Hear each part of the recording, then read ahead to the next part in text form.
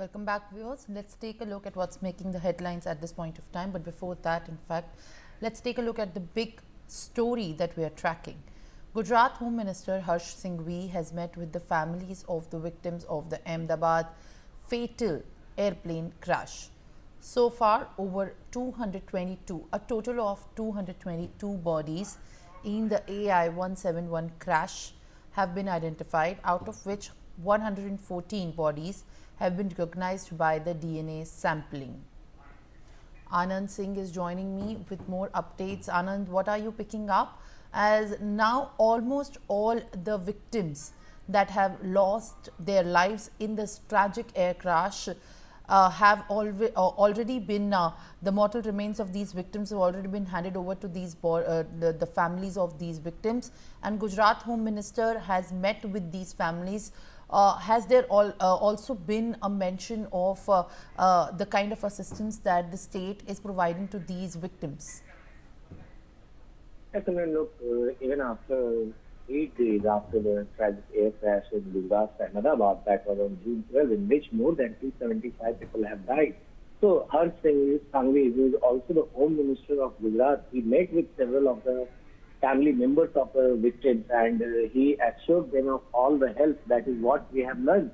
And he also condoled the loss of their loved ones. So clearly, it was a personal touch by the Gujarat minister who went to the scenes of the victims and met them, as several of the people have died and several were treated as injured at the hospital over there in Gujarat. So clearly, this is one of the steps that the Gujarat minister has taken. If we talk about the number of DNA samples, then more than 274 bodies were found, out of which the DNA sampling has been completed of over 200 bodies, while more than 110 bodies have been handed over to their loved ones, the family members especially, to carry out the final rites of their loved family members. So clearly, these are the steps that the Gujarat government has taken, as DNA sampling has been going on to ascertain the real identity of the families with the victims who died in this tragic air crash.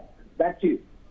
All right. In fact, Anand, continue to be with us as we are also learning more updates as far as this crash aftermath is concerned. Air India has released the details of the flight affected by its decision to reduce the wide-body operations by a total of 15%. 4 weekly flights from Delhi to Nairobi and 3 weekly flights from Amritsar to London's Gatwick Airport. 3 weekly flights from Goa to Gatwick have been suspended. According to an Air India statement, these reductions will be effective from 21st of June and they are going to last until the 15th of July this year. The reductions arise from the decision to voluntarily undertake enhanced pre-flight safety checks, as well as accommodative additional flight durations arising from airspace closures in the Middle East conflict. This objective is to restore the schedule stability and minimize the last-minute inconveniences to passengers.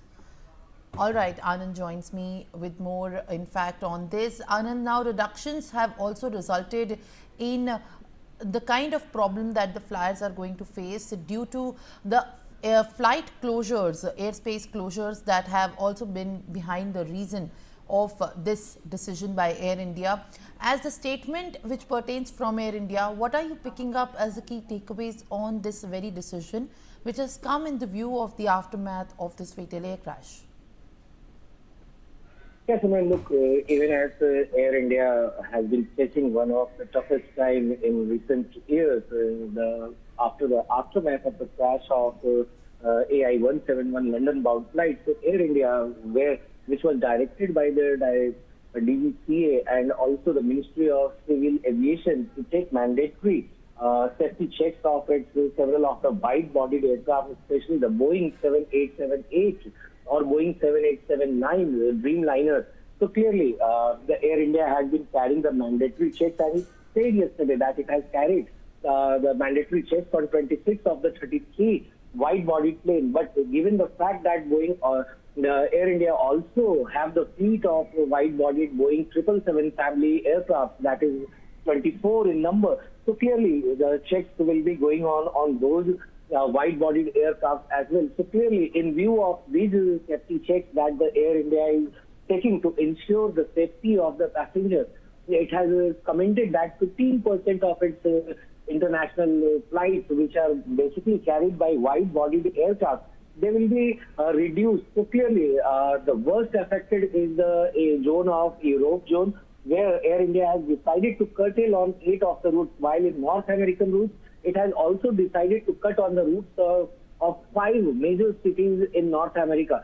So clearly, these are the details that Air India has provided, especially for East also, which includes the travel of Air India's carrier to Tokyo in Japan and Seoul in South Korea. So these 2 flights will also have some suspension in the coming days till July 15 that Air India has announced from June 20 to July 15.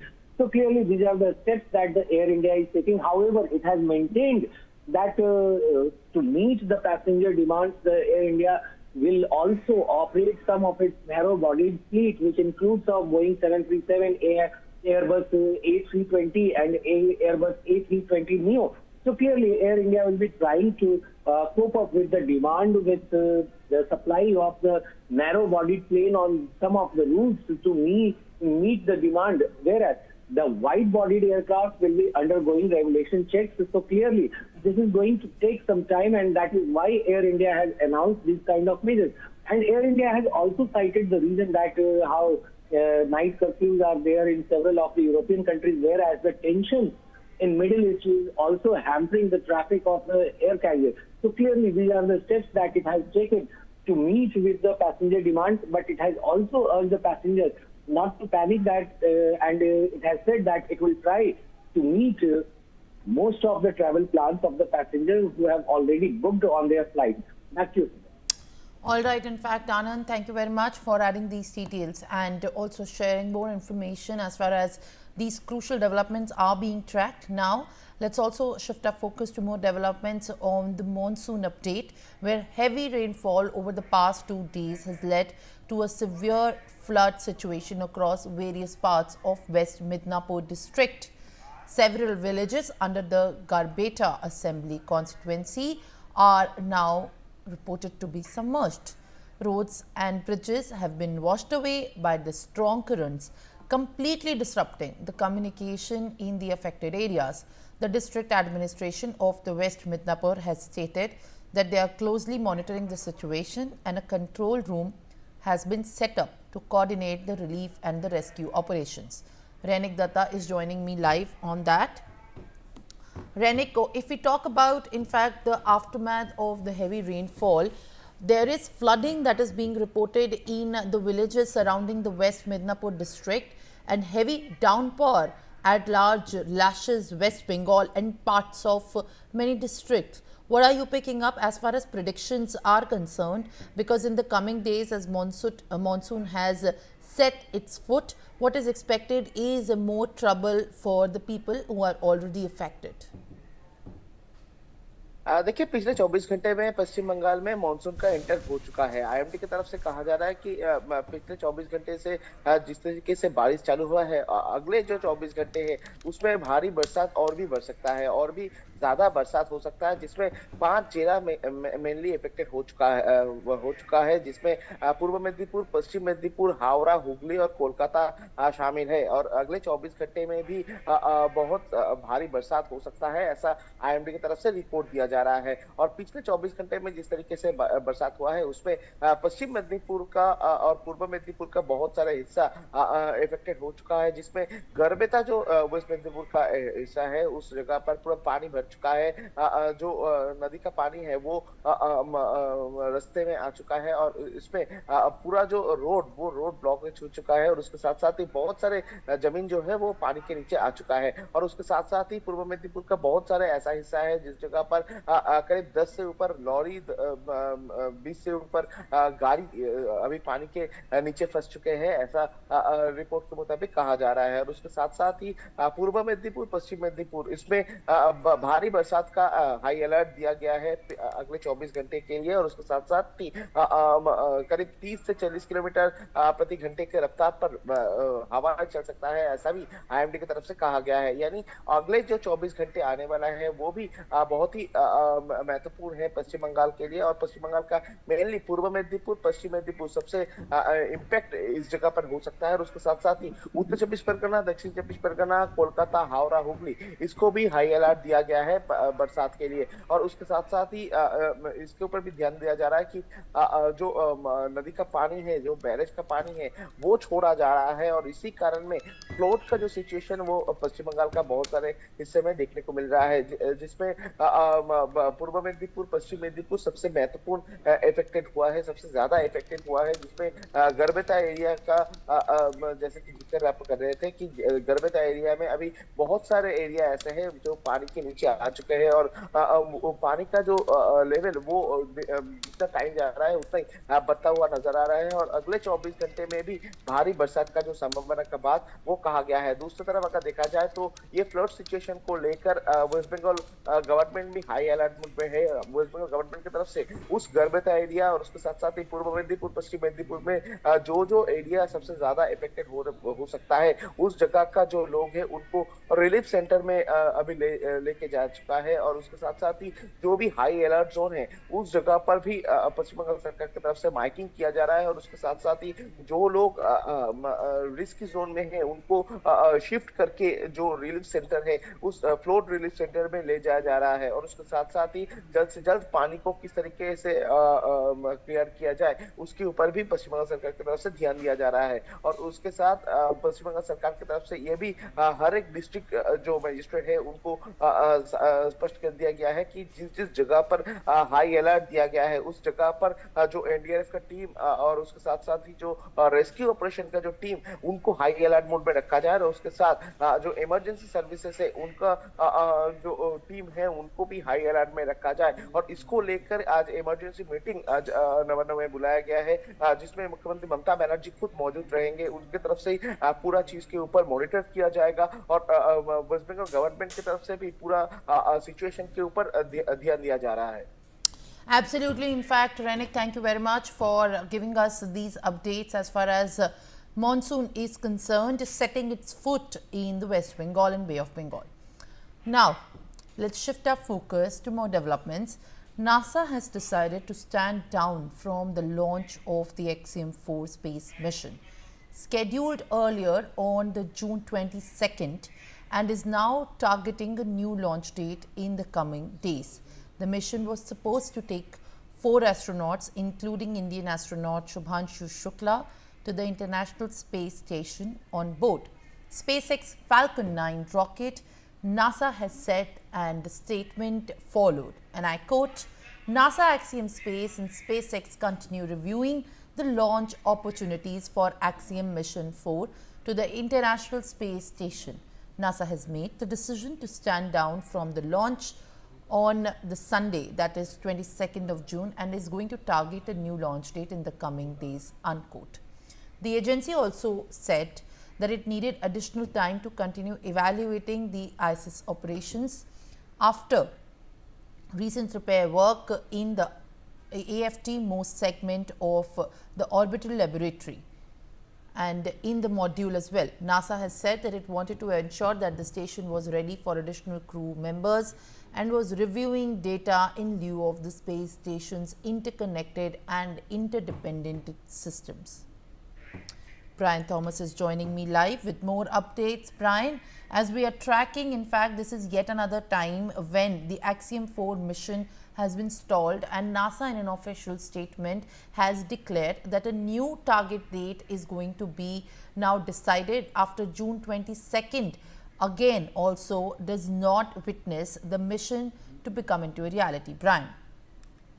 Well, Simran, clearly that NASA has now come out and issued a statement that they will be reviewing the launch opportunities because again it's delayed. The Axiom Mission 4 that has been delayed, and now a new date has been pending, but there is no confirmation of the new date as of now, and NASA, Axiom Space, and SpaceX are also continuing their coordinated review of available launch opportunities for Axiom Mission 4AX 4, and NASA has also come out to their platform X and officially announced that it will stand down from the previously targeted launch date that is scheduled for June 22nd. Now, clearly, a new launch window is also currently being assessed and is expected to be confirmed in the coming days, even though the date has not been confirmed as of now, and it will be based on the technical readiness, weather conditions, and the schedule alignment at the International Space Station.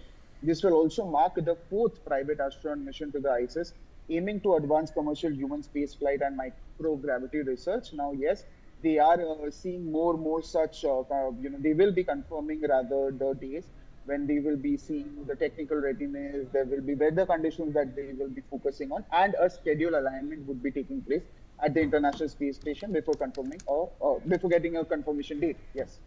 All right. In fact, Brian, thank you very much with the latest updates that you are able to gather.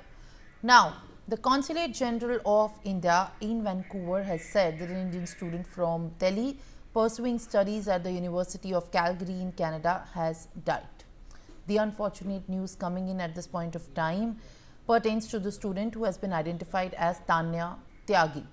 The circumstances surrounding her sudden death remain unclear at this time. Officials have not yet released further details about the cause or the conditions of her death. The incident comes just months after another distressing case involving an Indian student abroad passing away. In March this year, Sudiksha Konaki, a 20-year-old Indian citizen and a permanent US resident from Chantilly, Virginia, went missing while vacationing in the Dominican Republic. A student at the University of Pittsburgh, she was last seen in the early hours of March 6th at the beach at the Rio Punta Cana Hotel.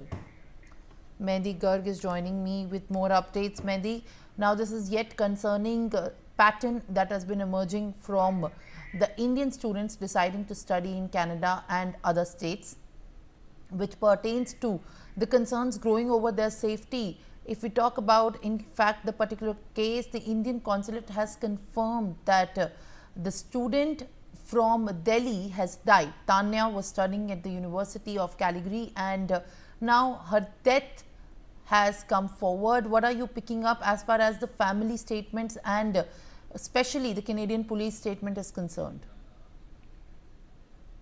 Well, indeed, Simran, it is a bit concerning, and also the question pertains that why such cases are increasing for the Indian students in Canada. And as per the latest that we are understanding, that is very disheartening as well. An Indian student from Delhi who was pursuing studies at the University of Calgary in Canada has died. The Consulate General of India in Vancouver has confirmed it, and the student has been identified as Tanya Tyagi. So the circumstances surrounding her sudden death remain unclear at this time, but the Consulate General on his X platform has mentioned that how he is in touch with the authorities and also will provide all required assistance to the bereaved family, and he also, showed condolences and prayers with families and friends of the deceased as well.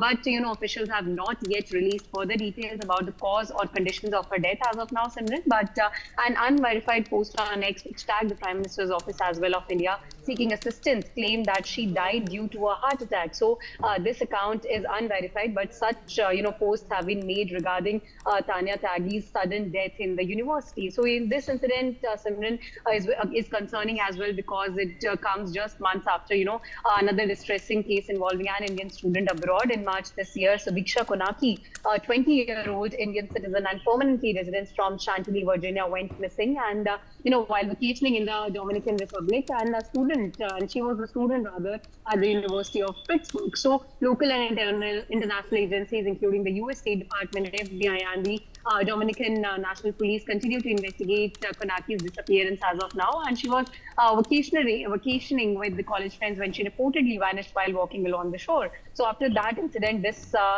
incident has once again erupted, and it is major concerning. And right now we are waiting for more details, more official, the officials have still yet to be release more further details regarding it, and all the family statements are still awaited as of now.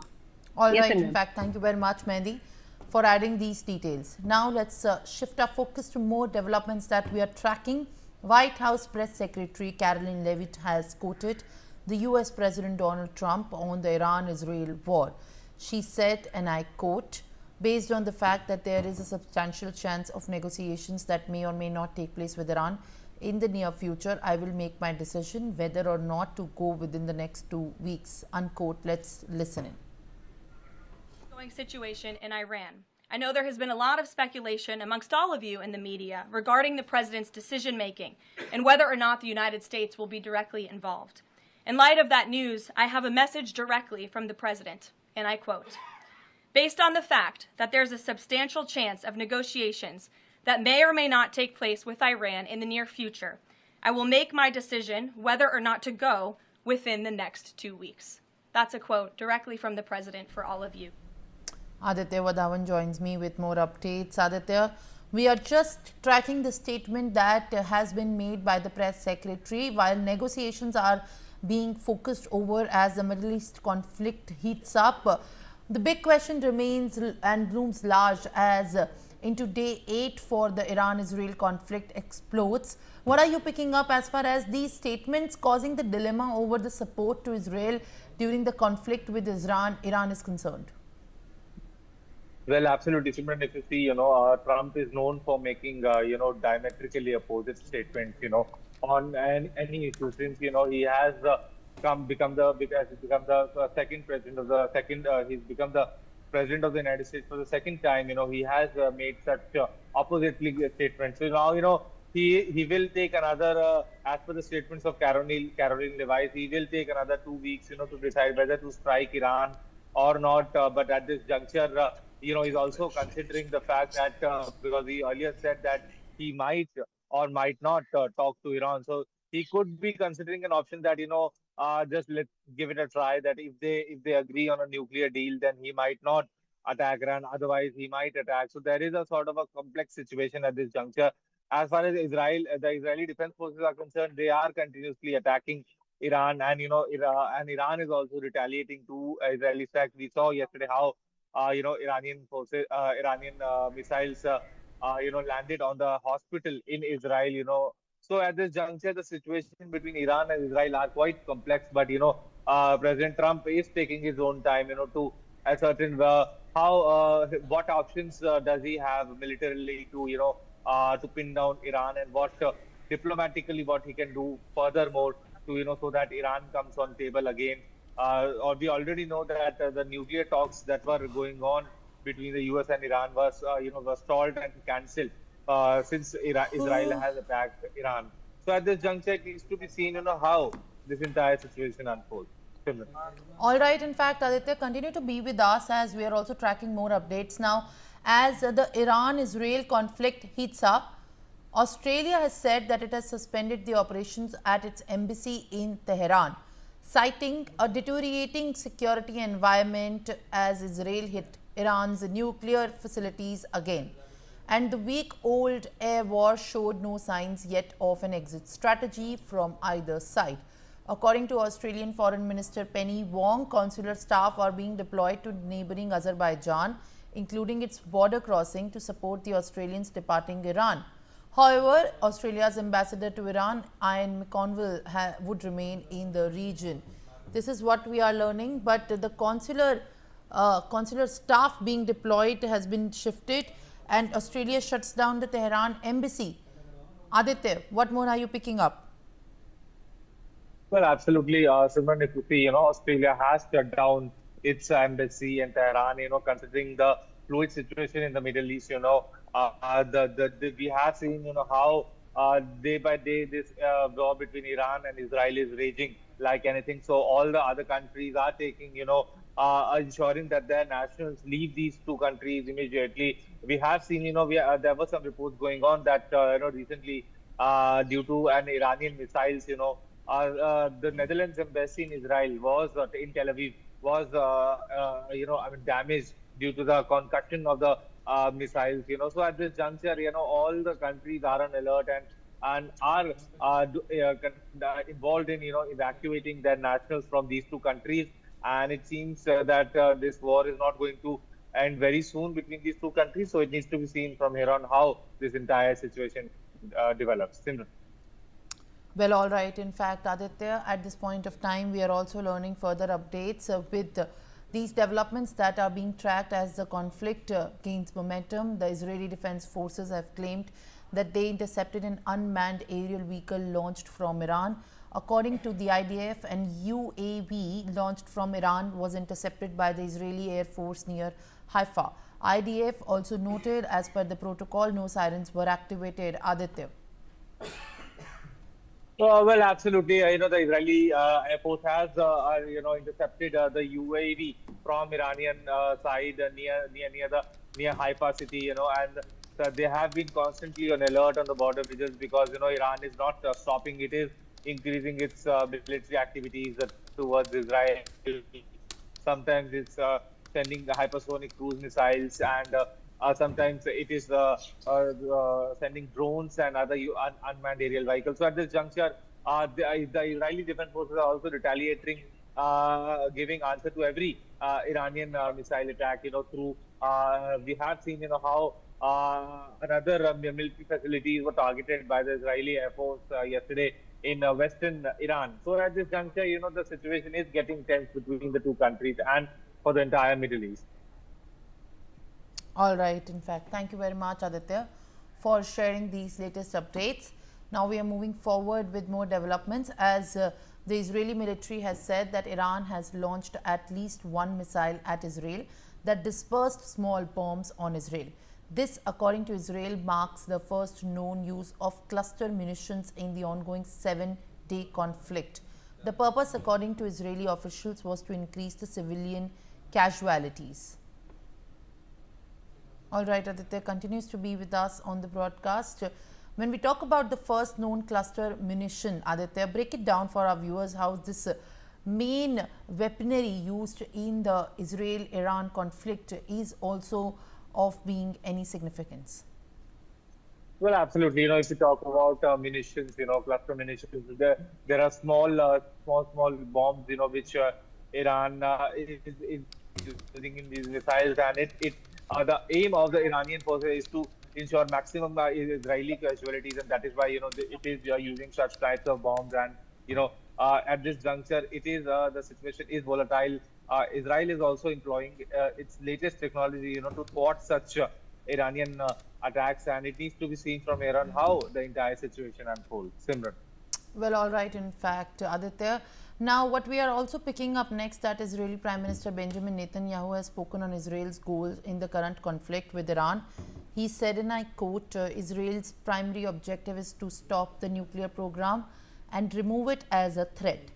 The second goal is to halt the advancement of ballistic capabilities, also to remove it as a threat.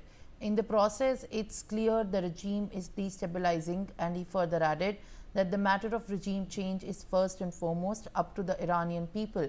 There is no shortcut to that, and Netanyahu also said that Israel has not set Iran's regime change as an official or declared goal. It may be a result, but it is not an explicit objective of Iran's operation. All right, in fact, Aditya, now there's a big statement that we are tracking from Israeli Prime Minister Benjamin Netanyahu, already very categorically stating the goals that Israel continues to lead the conflict with IDF issuing statements at one hand. Second goal that, in fact, Benjamin Netanyahu declares is to stop the ballistic missiles. What are you picking up as far as these developments from Israel's is concerned, and also hitting Iran with the intention to rule out the possibility of a nuclear war?